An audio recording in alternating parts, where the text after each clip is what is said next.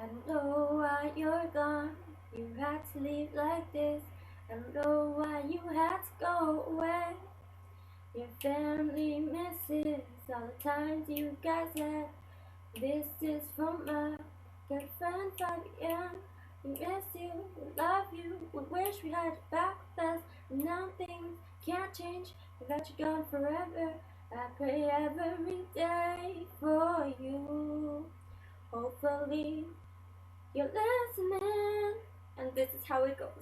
Fabian, hopefully you take good care of your family and wait for us to meet again in a couple of years with your friends.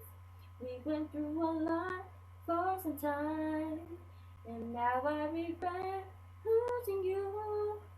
We all know you're in a bad place, resting happily with the rest.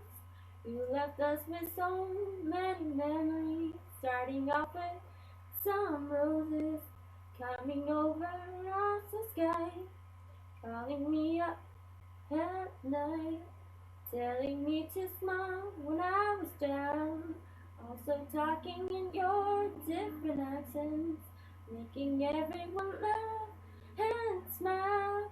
And now we have to say goodbye until we meet again. Hopefully you're listening.